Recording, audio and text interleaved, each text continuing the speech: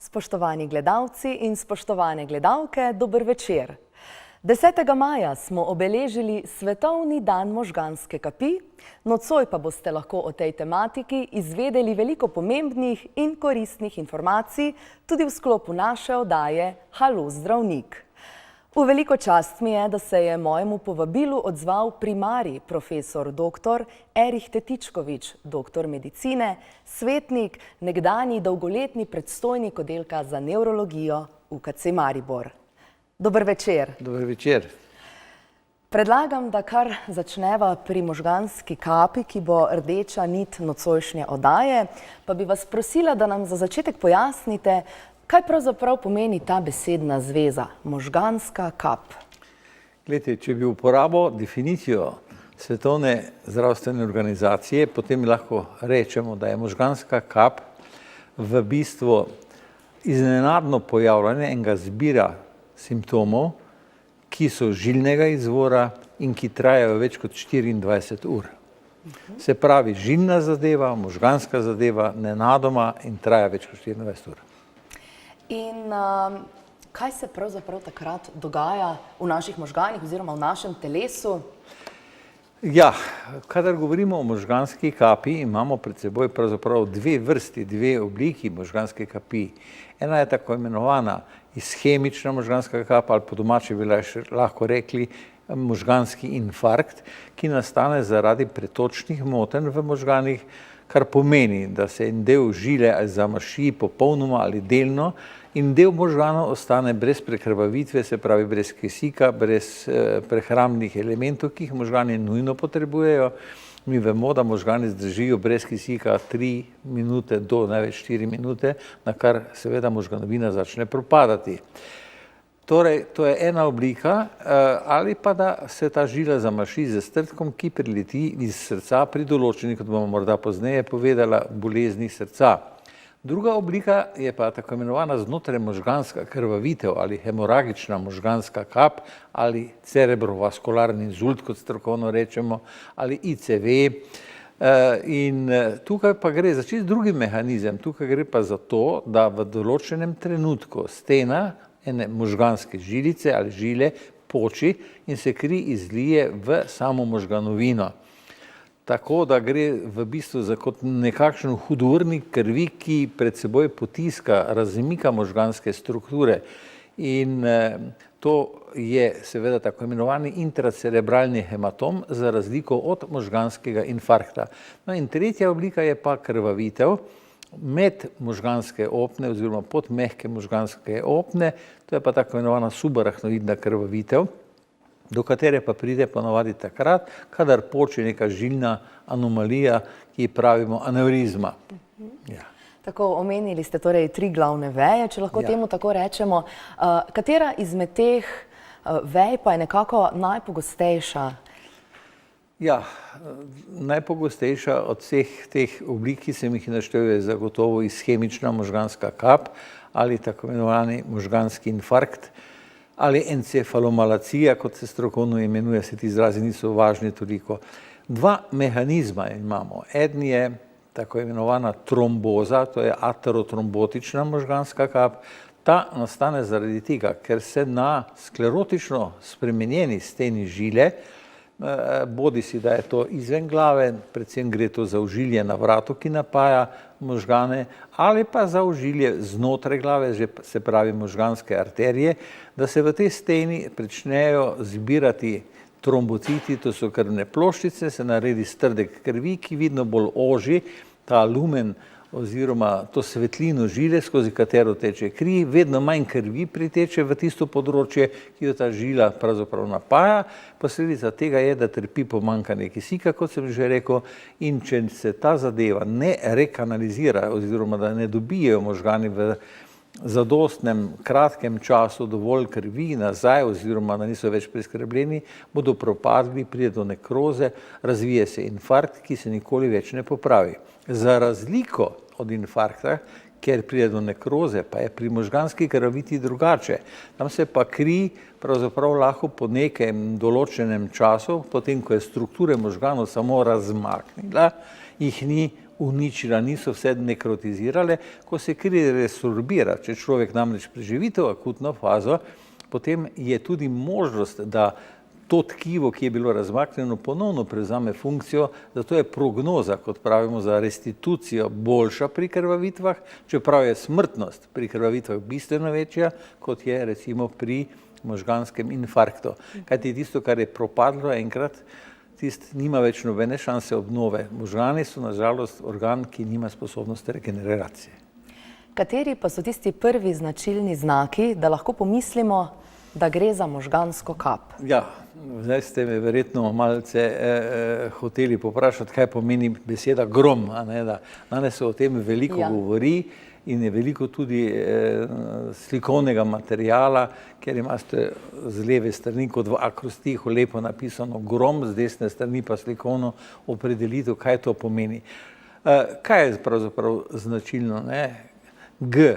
Kaj bi to bilo? To je govor. Govor, tako. Govor. Velikokrat so lahko znaki, začetni ali pa pozneje pri razviti možganski kapi, govorne motnje, od tega, da človek ne more jasno govoriti, da se mu zatika, temu pravimo dizartrija, ali da izgubi sploh sposobnost produkcije govora, to je afazija, motorna afazija, ko ne pove ničesar, razume pa, ali pa da ne razume govora, lahko govori, zdaj si pa predstavljate nekoga, ki ne razume samega sebe, ne razume drugega in pa poskuša govoriti, kaj nastane iz tega. Nastane ena besedna solata, popolnoma nerazumljiva govorica in najhujše je pa seveda, če so združeni obe obliki, takrat ne razume in tudi ne more govoriti, ne more več pisati, ne more čitati, ne zna računati in tako dalje. Skratka, tak človek je popolnoma odrezan od socialnega življenja in taki so ponavadi globoko depresivni in so lahko nagnjeni tudi k samomorilnosti, kadar so hudo prizadeti. To je G. R je roka. Roka, tako. No, dostikrat začnejo simptomi ali pa so simptomi ne samo kot začetek pri razviti kapi, prizadetost v motoriki, v gibljivosti okončin, ni samo roka, ampak je ponavadi tudi noga. Tako da govorimo, gledajte, o istostranski prizadetosti dveh okončin, ponavadi temu pravimo hemipareza. Ta je najpogostejši simptom, pravzaprav to je roka, torej prizadetost roke ni več normalne gibljivosti. O je obraz. Namreč pri kapi imamo dostikrat prizadet sedmi možganski živec, to je obrazni živec in zaradi tega se ustni kot na prizadeti strani povesi, tako da so usta tipično povešena, pri krvavitvah sploh, tam se lice napihuje, kot da bi kadili pipo, recimo, in Francozi imajo krasni izraz le malade fume la pipe, ali bolnik kadi pipo in mi ga lahko že oddaleč, ko vam pacienta pelje, ko slišiš tako dihanje, lahko zaključiš, da gre zelo verjetno za možgansko krvavitev. To je obraz in pa... Še črka M na koncu. To so pa minute. Minute, jaz sem pa nekje zasledila še podatek, mudi se. Še mogoče bolj pametno, zelo, zelo se mudi. Namreč, gledajte, zelo pomembno je, tako kot sem že rekel, da v primeru, da gre za to, da možgani trpijo za pomanjkanje kisika, je potrebno čim prej pomagati temu predelu možganov, da ponovno dobi kri, da dobi kisik, ali pa, če gre za krvavitev, da ta silna oteklina možganov, ki se zelo hitro razvije, da jo premagamo, da zaradi tega edema, kot ga imenujemo, možgani ne stisnejo možganskega debla oziroma malih možganov v tole odprtino, ki imamo tukaj vzadej, ker povzroči smrt. To se pravi, čas je pravzaprav zlato. Mi temu pravimo tako imenovano časovno okno, namreč rekel sem, da mnogo več je teh možganskih infarktov in danes je v terapiji po celem svetu zelo pomembna tako imenovana tromboliza ali raztapljanje krvnega strdka, ampak to samo znotraj določenega časa. Če ta čas zamudimo, je prepozno. Je prepozno. Tako, torej po besedi grom si lahko tudi naši gledalci in gledalke čim lažje zapomnijo, na kaj vse je potrebno biti pri bolniku, za katerega sumimo, da bi morda ga lahko prizadela možganska kap, pa če še enkrat ponovimo, G govor, oziroma R roke, O obraz in M minuta oziroma mudi se, grom. Sila pomembno. Kaj pa sicer menite, koliko ljudi je že dobro ozaveščenih na to temo? Jaz mislim, da je kar precej. Zdaj, v procentu točno ne bi upal reči, ampak gledajte, danes se veliko ozavešča ljudi o pomembnosti te možganske bolezni. Veliko je najrazličnejših oblik. Predvsem bi tukaj poudaril, da so recimo društva, kot je naše Mariborsko društvo za srce, za zdravje srca in ožilja za Maribor in za Podravje veliko naredilo, veliko je delalo tudi druga društva, Ljubljansko in tako dalje, pa ostale podružnice, pa tudi druge oblike so preko ostalih institucij v smislu izobraževanja, torej preventivnega delovanja, pravzaprav tako da veliko ljudi že, jaz mislim, o tem ve, je seznanjeno, tudi vejo, kaj je treba narediti v trenutku, ko zaznajo, da se pojavijo prvi znaki možganske kapi.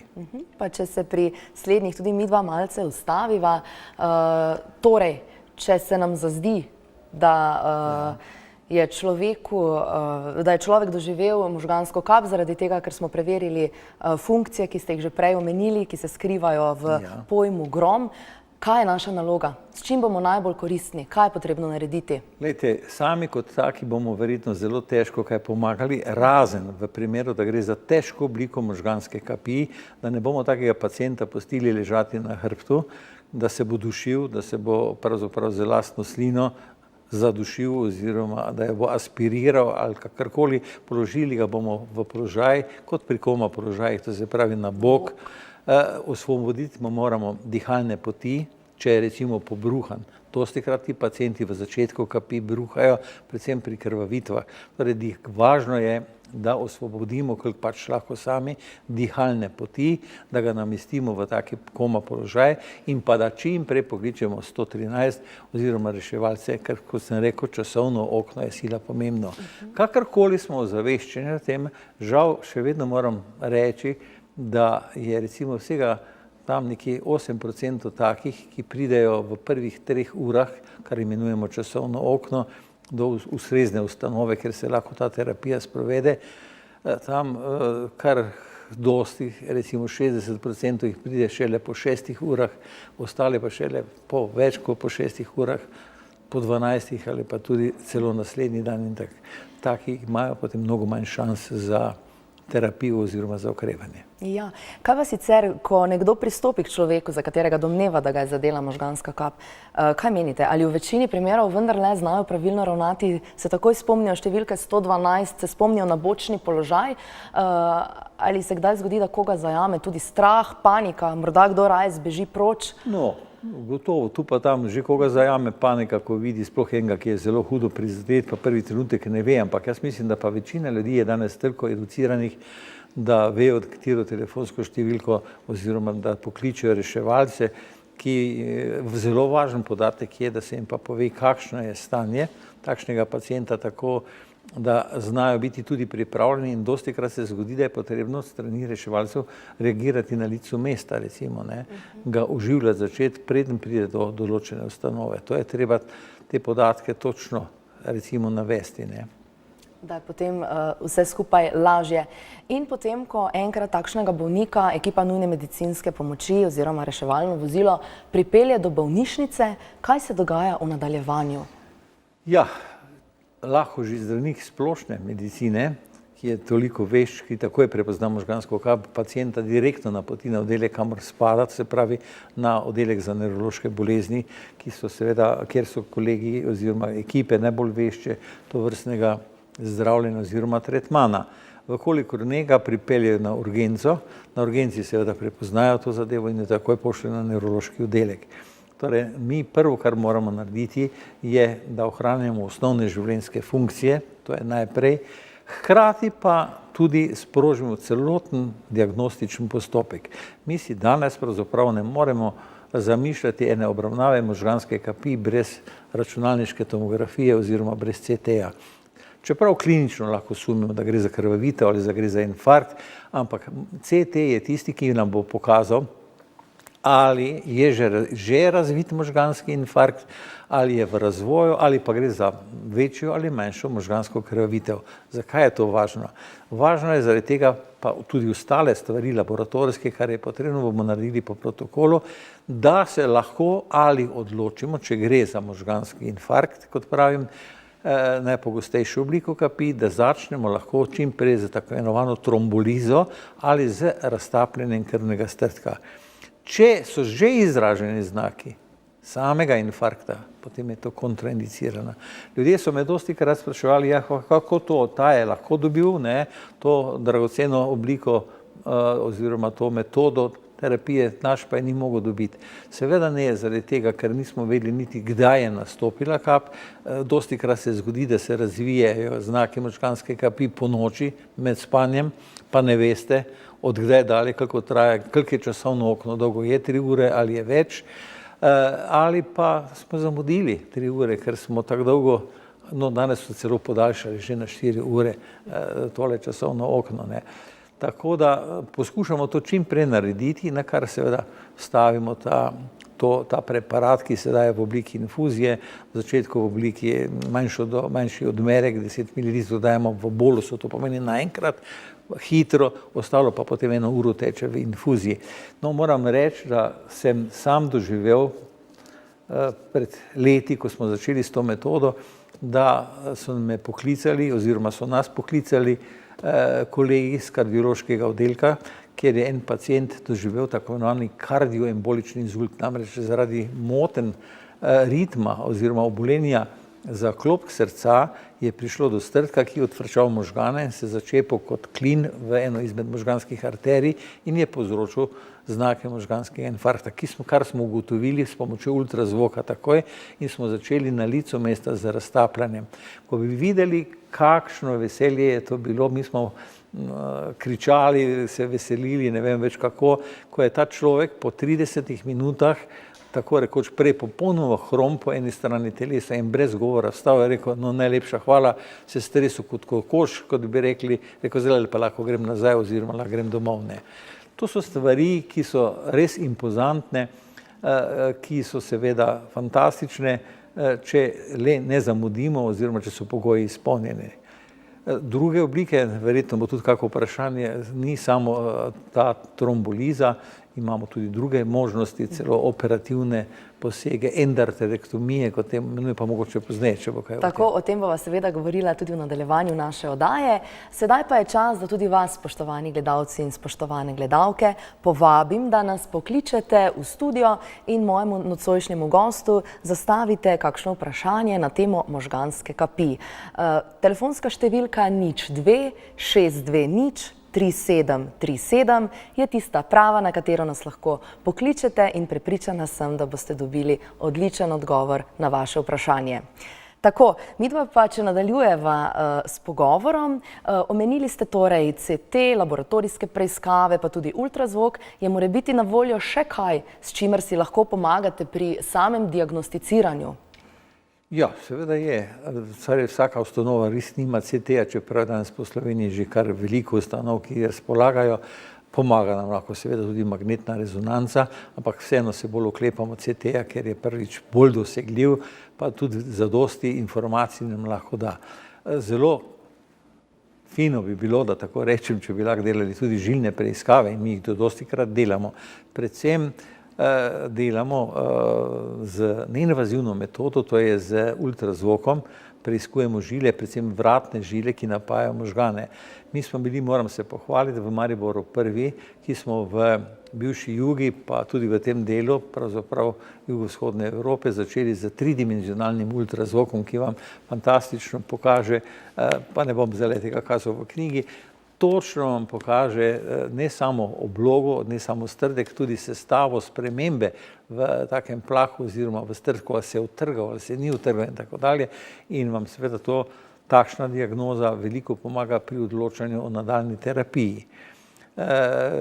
Poleg tega bomo seveda, kadar sumimo, da je razneslo kakšno razširitev na možganski žili znotraj glave, torej tako zvano aneurizmo, ruptura aneurizme, bomo morali narediti, poleg CT-ja, ki nam bo pokazal izliv krvi pod mehke opne, tudi tako imenovano angiografijo.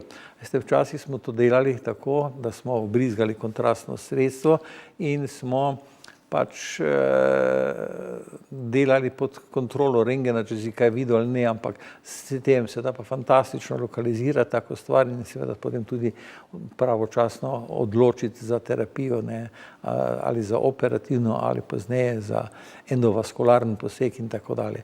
Skratka, slikovna diagnostika je danes alfa in omega pravzaprav v diagnostiki, poleg, kar je sigurno najvažnejše, kaj so nas učili kot študente, prvo je pa seveda dobro poznavanje klinične slike. Prvo moraš biti dobri klinik, ker ti vsa ostala aparatura ne pomaga nič.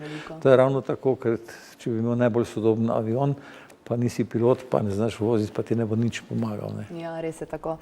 In predvidevam, da so vsi ti diagnostični postopki, ki ste jih navedli, nekako ekipam, ki sprejemajo take bolnike, na voljo 24 ur na dan, da lahko čim prej izvedejo samo diagnostiko za nadaljno odločanje glede zdravljenja.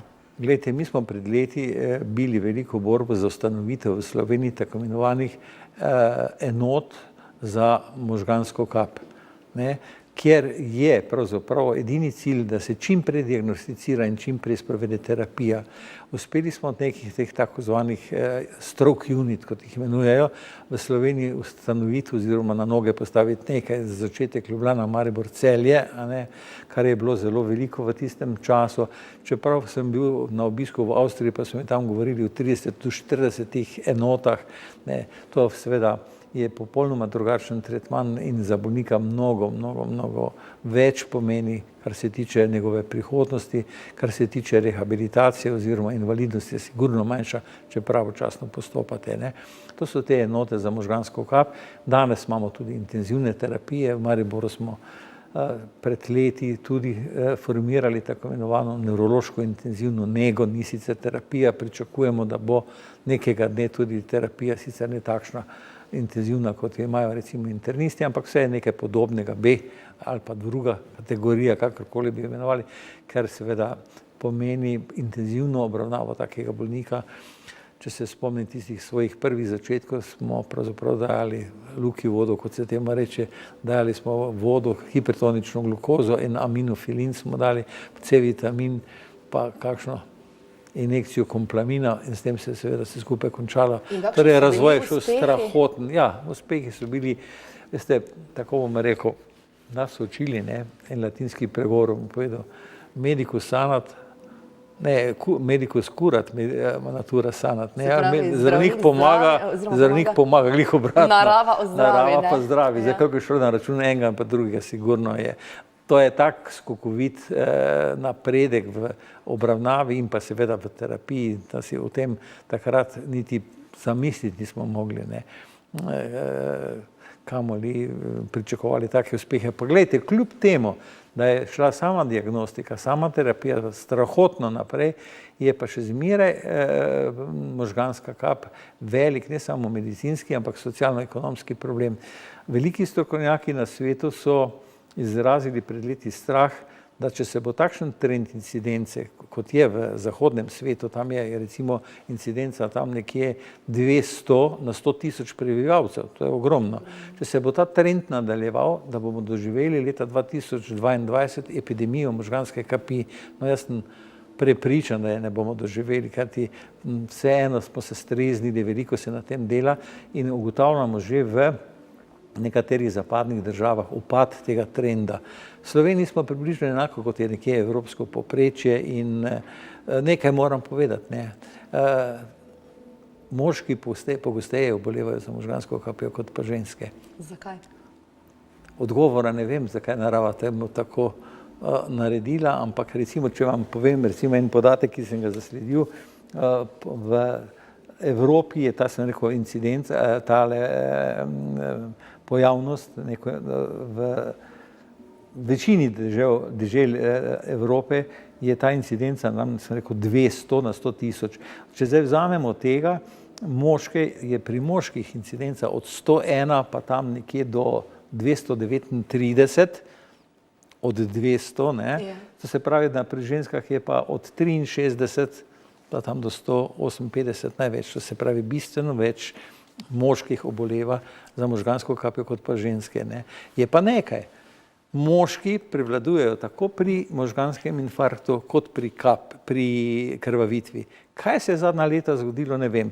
V letih od 50 do 70 so včasih pri možganskih krvavitvah, da tako rečem, prevladovale ženske. Danes ne. In se je zgodil ta preobrat. Ta preobrat, danes tudi moški. In torej moški tudi več in prej umirajo za možgansko kapjo kot pa ženske. Je pa nekaj res, da pa po 70. letu starosti se pa vse skupaj tole obrne. Ne? Je pa recimo zlasti pri krvavitvah ni tako velika razlika, zlasti pri infarktu je velika razlika, pa takrat pa ženske mnogo krajšo potegnejo, bi temu rekel, kot pa moški. Ja. In če se dotakneva še tiste najranljivejše skupine, ali lahko možganska kap prizadene tudi otroke in mladostnike? Ja, dobro vprašanje. Včasih so nas učili, da je možganska kap bolezen starostnikov, starih ljudi. Danes je daleč od tega. Danes vemo, da je pogostnost pravzaprav zelo velika, res, da je največja pri starostnikih, ampak zelo velika je tudi v tistih zrelih letih, ko je človek najbolj produktiven, ko iz njega, takrat, ko je na višku moči, bi rekli, napravi invalida, pogosto odvisnega tudi od tuje pomoči, od tuje nege. Kar se pa otrok tiče, to ni nobena redkost. Včasih je bila ta incidenca, se spomnim tam od profesora Nodavera, ki se s tem veliko ukvarja v Ljubljani, tam nekje 2,2, danes je 3,8, pa celo tam do 8 na 100.000 otrok. To je zelo zaskrbljujoče. Zdaj, zakaj do tega pravzaprav prihaja? Najbolj pogosto so tako zvane aterogene bolezni ali prirojene žilne bolezni, potem so lahko to različne žilne malformacije, s katerimi se otrok rodi, lahko nastopijo tudi kardioembolične kapi, enako kot pri odraslem človeku, lahko so to različne krvne bolezni, lahko to tako zvana Fabrijeva bolezen in tako dalje, bolezen srpastih celic in tako dalje, da se ne gnjavim preveč strokovno za tem. Torej, tudi pri otrocih se lahko pojavljajo.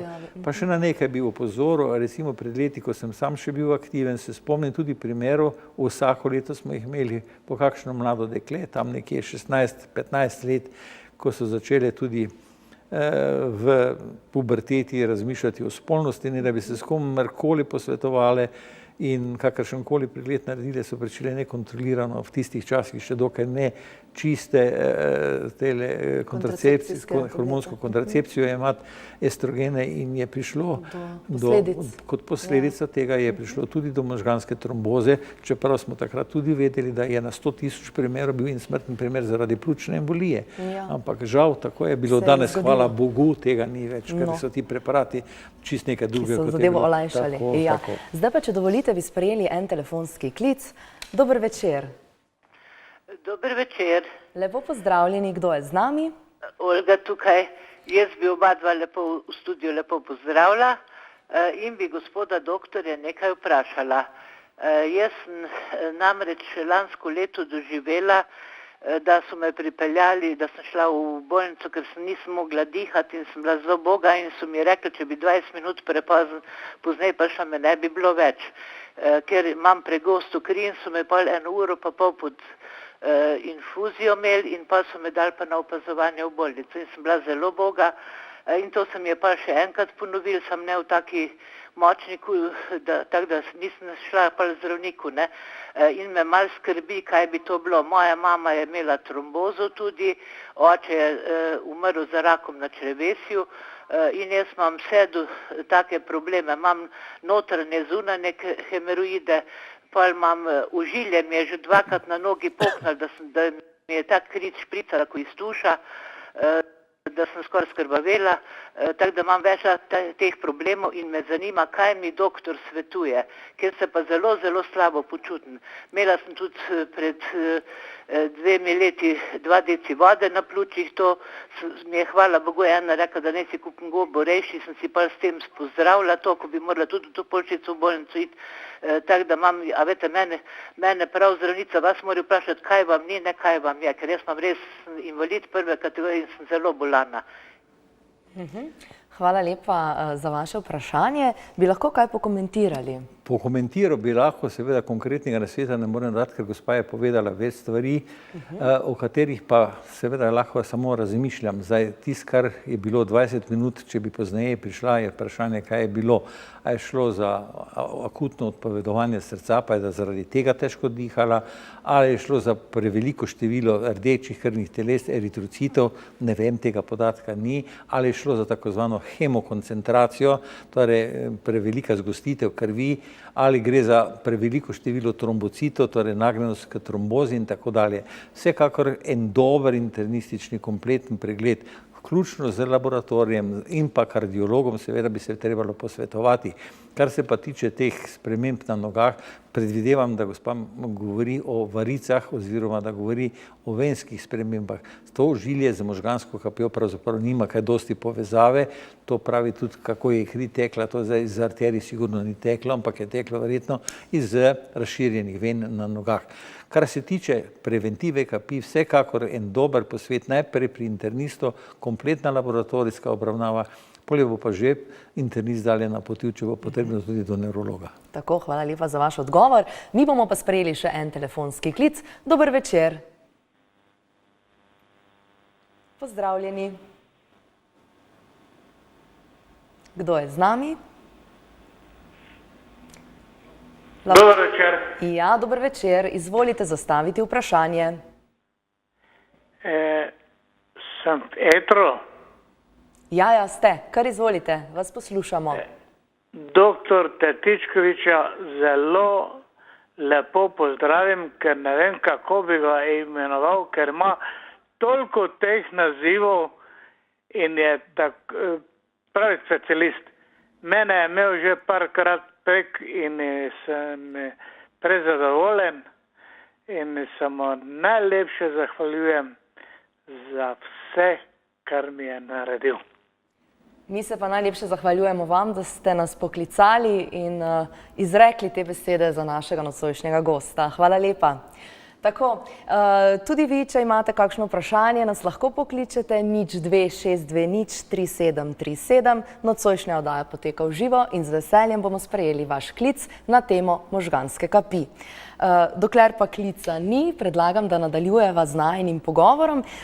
Prej sva že govorila o nekaterih načinih zdravljenja akutne možganske kapi. Že sami ste tudi omenili, da lahko pride kdaj in kdaj upoštev tudi kirurško zdravljenje, pa bi vas prosila, če nam lahko kaj več poveste. Ja, v Mariboru smo v Sloveniji bili med prvimi, skupaj moram poudariti z sicer tudi že upokojenim profesor dr. Miksičem, postavili pa pozneje, seveda se nam pridružil tudi profesor dr. Flis Vojko, smo postavili temelje tako zvane vaskularnega kirurškega zdravljenja možganske kapi oziroma preventive možganske kapi, bi pravzaprav rekel, kadar smo ugotavljali na vratnih arterijah, ki napajajo možgane, hude zožitve, torej tako imenovane stenoze. Delala se je tako imenovana endarterektomija, to pomeni, da se tisti del žile, na kateri je ta zožitev bila in ker je grozila popolna zamršitev, izreže, stavi se da kronska krpica oziroma umetna žila, da tako rečem, ki pravzaprav lahko normalno, lepo funkcionira in pusti na miru, kot se temu reče, vsaj naslednjih 10 let. To je ta endarterektomija, ki smo jo uspešno delali. Najprej zelo zagnani, seveda potem pa jasno, da so v svetu tudi bile predpisane določene norme, kdaj se lahko dela, ne moreš glih pred vsakem to tudi delati. Tako da je tudi tukaj indikacijsko področje je bilo strogo omejeno na kraju krajev. Kadarkoli smo pa ugotavljali, da je šlo za en taki maščobno leho, kot jo imenujemo, ali plak, takšni so najbolj nevarni. Veste, takšni radi počijo, v teh razjedah se naredijo strdki krvi ali se pa celo trga sam ta maščobni plak, kot mu pravimo, odleti v možgane, pa imate možgansko kap. To je treba operativno čim prej v celoti odstraniti. Tukaj ne boste mogli z kakršnim kolim širjenjem ali pa vstavljanjem žilnih opornic. To pa drugo, kar sem hotel povedati, kar je seveda pozneje potem bolj ali manj v veliki meri tudi nadomestilo operativno kirurško zdravljenje teh zožitev vratnih možganskih arterij. Gre za to, da se na mestu, kjer je žila zožena, najprej razširi žila z balonom, torej dilatacija, potem se pa na tem mestu vstavi žilna opornica, ki potem drži, kot bi temu rekli, kot neka ograja to žilo tako razprto, kot bi morala biti. Ja, ko mi to delamo, seveda, se pa bi lahko zgodilo, da se en del tega plaka, te obloge odtrga in odfrči kam navzgor, kri teče samo navzgor, a ne, v možgane, pa smo šli z dežja pod kape, kot bi rekli, pa bi naredili sami kap. Zato danes uporabljamo različne, jaz jim pravim marele, ne, to so lovci teh strtkov, tega drobirja, ki bi lahko povzročili eventualno tako imenovano embolijo, torej zamašitev možganske žile z tem strtkom ali pa z delom samega plaka. To je tako imenovano stentiranje, ki je ravno tako tudi v neurologiji poznano, kot je poznano pri karotidnih koronarnih arterijah na srcu, ker se stenti vstavljajo danes na veliko, kot vemo, da je to metoda izbora, da ni vedno potrebno delati samo bypassom, da se da tudi rešiti z stenti. Mi tukaj bypassom ne delamo, ampak ali se naredi karotidna endarterektomija, ali se stavi žilna opornica, stent, ali pa v akutni fazi, če ugotovimo, da je strdek, mi danes, torej nekateri centri, to ni vse splošno, recimo se lahko gre, to je Ljubljana in Maribor, lahko rečem, se dela endarterektomija.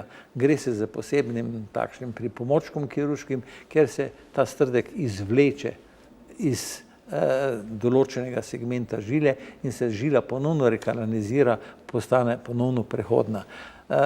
To so tako zvani retriveri, ki jih tudi pri nas uporabljamo. Tako da, se pravim, o taki terapiji smo včasih lahko samo sanjali. Ki je zdaj na voljo in jo imamo. Ja. Kako pa je kaj z uspešnostjo teh operacij? Zanima me tudi, ali so izjemno zahtevne in ali lahko pride tudi do kakšnih zapletov. Ja, seveda so operacije so dokaj zahtevne operacije, čeprav so na kraju krajev že tudi rutinske bile. Mi smo takrat delali timsko in sicer smo delali tako, da je poleg kirurga bil zmeraj tudi nevrolog, ki se ukvarjal, no konkretno sem bil tudi sam, ukvarjal z monitoriranjem možganskega krvnega pretoka med samo operacijo. Namreč, v Italiji so ugotovili, če se operira tale zožitev na vratu in seveda vi morate takrat žilo kompletno zapreti, če hočete izrezati, če pa vi žilo popolnoma zaprete, klemate, kot temu rečemo, ste na tej polovici možganov popolnoma zaprli pipo dotok krvi in bi seveda pravzaprav te možgane uničili. Zato je treba vstaviti med operacijo znotraj žilni obvodk ali tako zvani interaluminalni šant, ampak ta šant se na pamet tišči, vi ga ne vidite, kaj je nad njim gor in se je lahko odtrgal en del strdka ali pa samega tromba, pa ste naredili zopet veliko zlo, ne da bi hoteli. Zato smo ves čas operacije gledali, kakšen je pretok v možganski srednji arteriji. Če je bil ta zadovoljiv, kljub temu, da smo stavili tele tako zvane kleme in zaprli arterijo, ker je kri pretekla iz nasprotne strani na pomoč, potem nismo stavljali šanta. In smo pri nas tudi v Sloveniji, v Mariboru, delali operacije brez šanta, ki so lahko trajale tudi 3-4 ure in na kraju, ko se je pacient zbudil in je normalno gibal, smo bili več kot pa srečni, ker lahko bi se zgodilo, da smo operirali, na kraju je bil pohrom po eni strani telesa, zaradi kapi, ki smo jo mi iatrogeno naredili. Tako da, se pravim, delo je samo timsko lahko, veste. Kar se tiče vstavljanja žilnih oporic, ravno tako, tam tudi imajo zato, da ne bi prišlo do tromboembolije, posebne preventivne lovilce, kot temu pravimo, teh strdkov. In še ena operativna terapija je pa silno pomembna, ta je pa nevrokirurška terapija. Kadar gre za rupturo anevrizme, predstavljajte si to kot tisto bunko na bicikli šlavho, smo včasih rekli, ki je nastala, pa je grozila, da bo razneslo, pa smo jo zvezali z drotom ali pa z špago. To se lahko naredi tudi na možganski arteriji. In če jo raznese, pride do izliva krvi. In to ni druge rešitve, kot da se ta razpočena anevrizma, ta vreča, ki je na žili, da se z sponko zapre in se odstrani. To je en način. Lahko se pa tudi vstavijo posebne žice v takšno anevrizmo, v tole vrečo, ki potem sama trombozira in zapre, tako da ni več možnosti nadaljne krvavitve. To so posegi danes, v katerih, kot pravim, tam pred 30 leti ali pa celo več nazaj, seveda nismo niti sanjali. Pa mislite, da je medicina na vseh področjih lahko tako hitro in strmo napredovala, kot prav na nevrološkem, v tem primeru, o katerem zdaj govorite? No, jaz mislim, da ne samo na nevrološkem, tudi na drugih področjih seveda napravila enormne korake, ampak nekaj bi hotel reči. Nevrologija je dolga leta veljala kot, kaj bi rekel, takole nepomembna stroka. Vse to so stari ljudje, pa se to nima smisla karkoli, veliko vlagati in tako dalje. Dokler se ta miselnost ni spremenila, se tudi potem znanost nekaj dosti bistveno zganila. Ampak ko se je ta miselnost spremenila, ko se je začelo razmišljati o tem, da je možganska kap urgentno stanje, potem se je seveda začelo drugače razmišljati.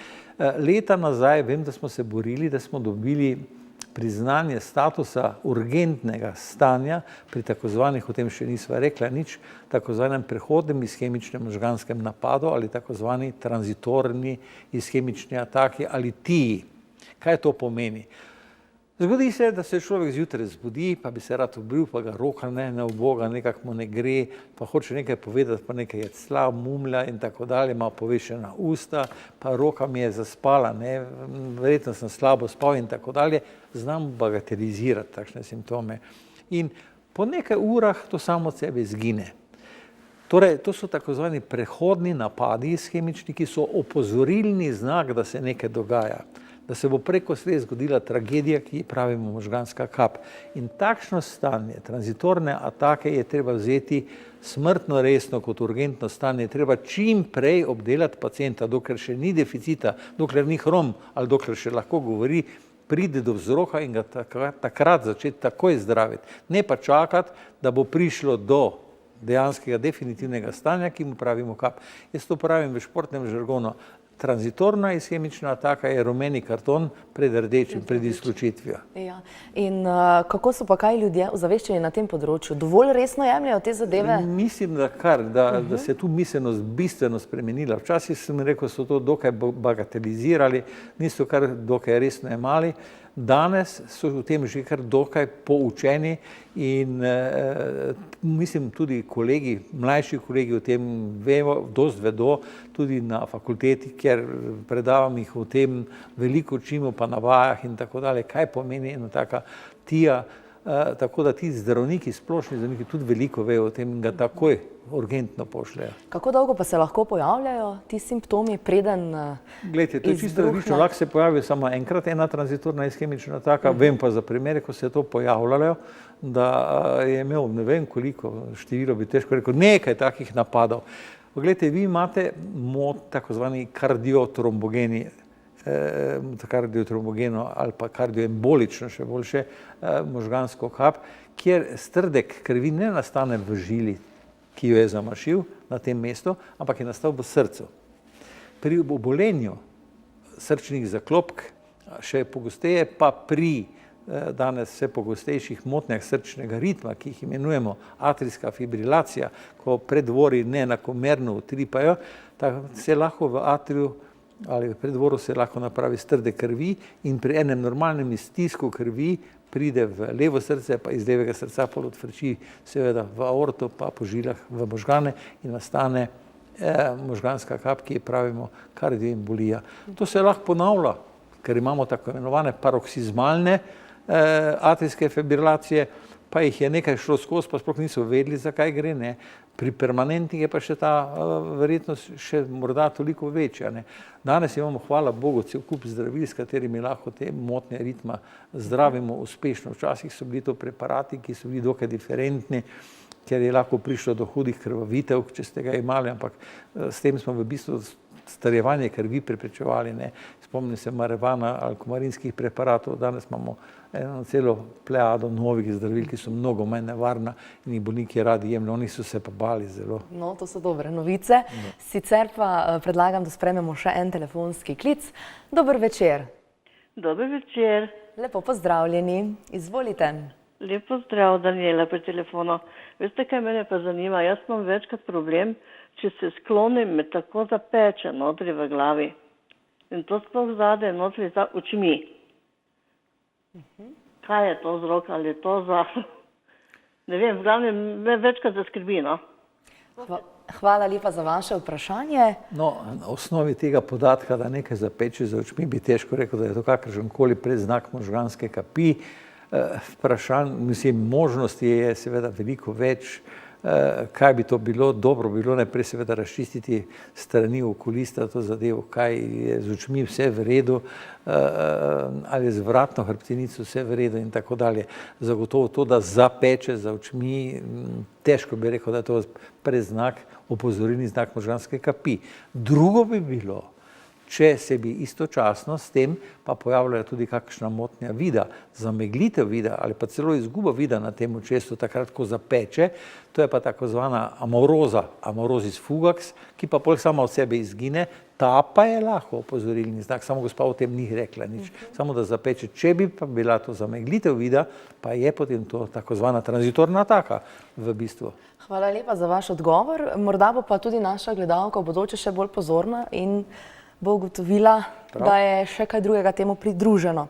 Ja, vi ste že prej omenili, da med samim kirurškim zdravljenjem, operativnimi posegi ima velik pomen timsko sodelovanje in verjamem, da je prav timsko sodelovanje zelo pomembno tudi pri sami rehabilitaciji bolnikov na nevrološkem oddelku, kjer poleg zdravnikov, medicinskih sester, predvidevam, da sodelujejo tudi fizioterapevti, logopedi, delovni terapevti, se morda še koga izpustila? Točno tako, kot ste rekli, brez timskega dela ni uspeha.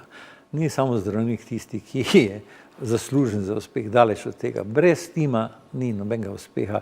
Poglejte, medicinska sestra ogromno naredi pri pacientu, ki je recimo nepokreten. Od obračanja na 2 uri, od negovanja, da ne pride do preležnin oziroma dekubitusov, da ne pride do infekcij, kot so respiratorni infekti, najpogostejši, torej da ne pride do pljučnic, da ne pride do uroinfektov in tako dalje in tako dalje. Od hranjenja do splošne nege in tako dalje.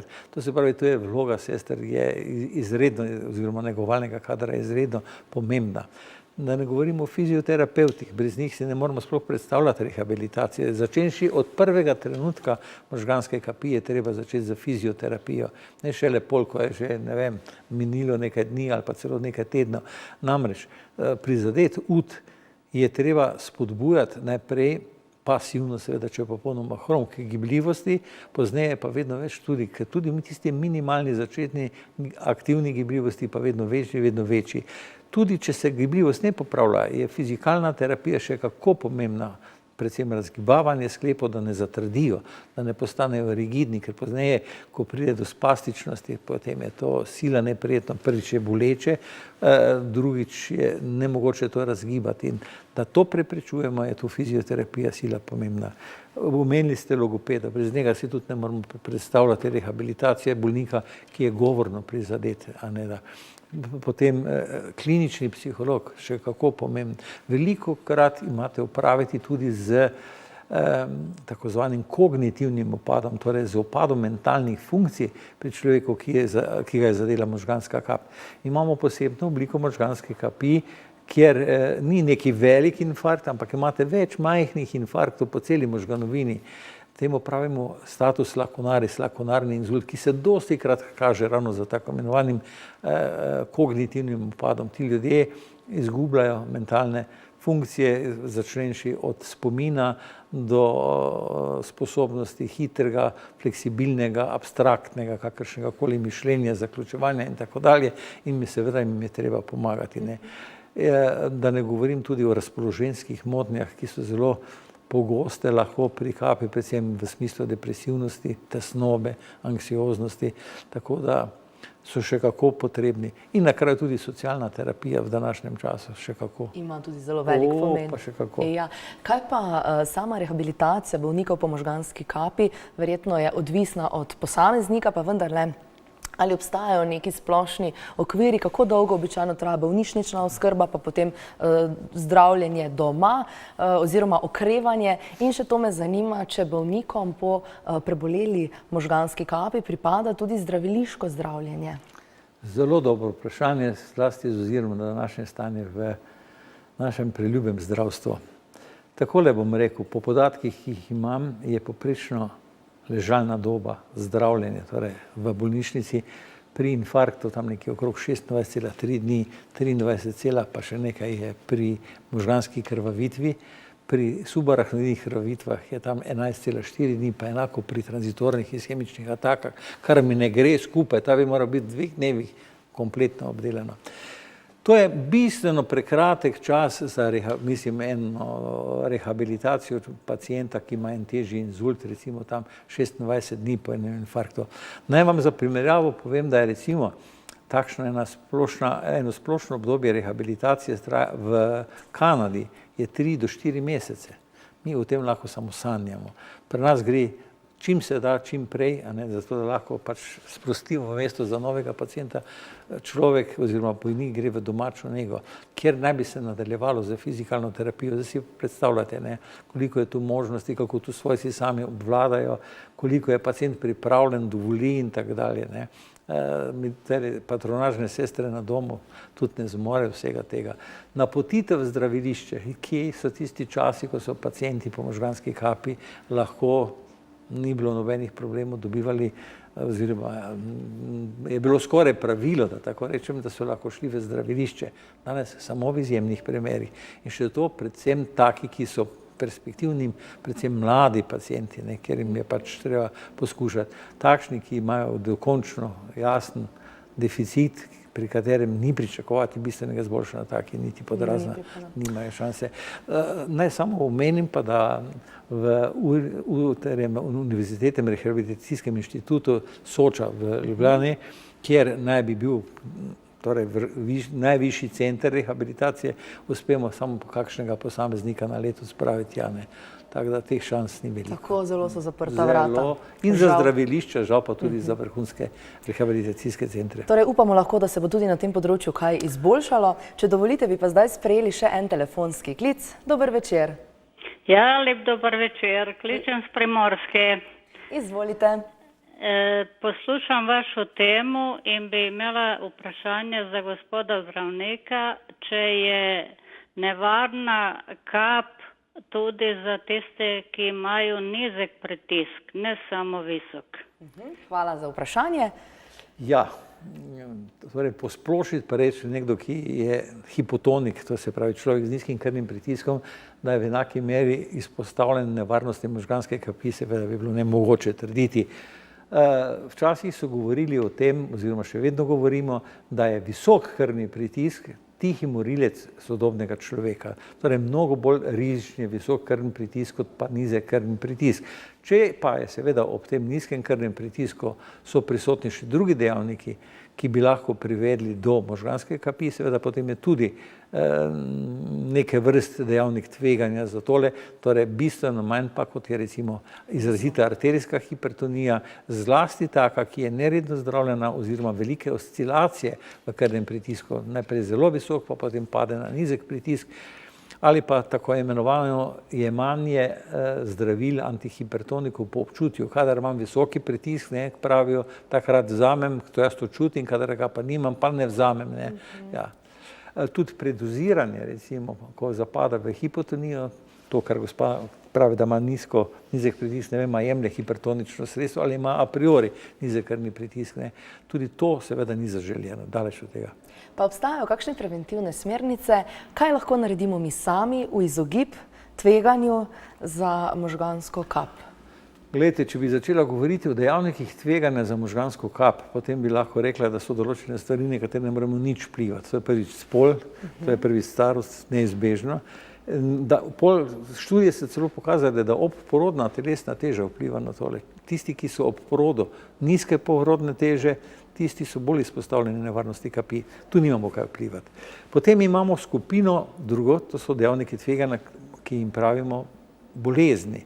Omenila sva že visok krvni pritisk na prvem mestu, potem bolezni srca, kot so motnje srčnega ritma, kot je popuščanje srca, kot so bolezni srčnih zaklopk, in potem so tukaj pa seveda druge bolezni, kot so predvsem sladkorna bolezen, diabetes mellitus, motnje presnove maščob ali hiperlipidemije, in potem so tukaj prekomerna telesna teža, zmanjšana fizična aktivnost, kajenje.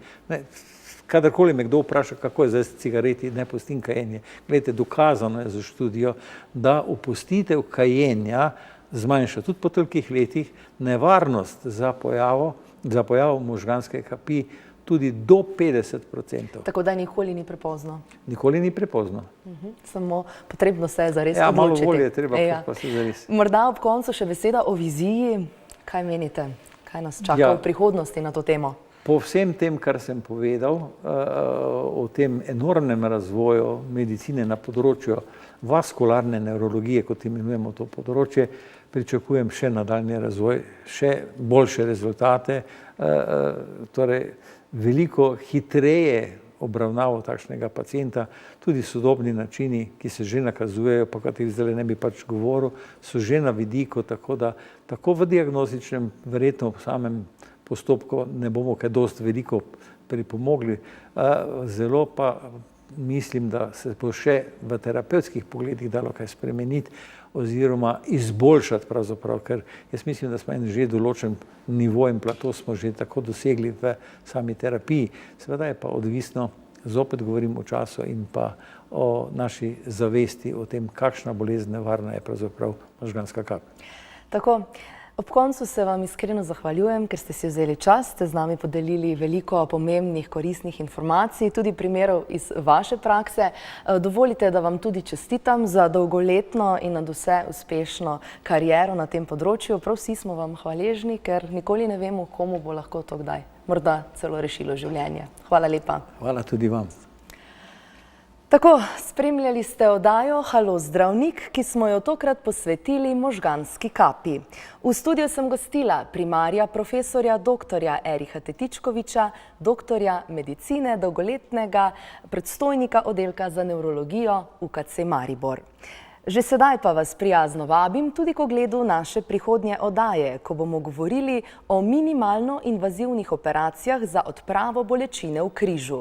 Moj sogovornik bo specialist z oddelka za ortopedijo UKC Maribor, docent dr. Gregor Rečnik, doktor medicine, ki je svojo ekipo pionir na področju tovrstnih operacij. Bodite z nami. Srečno!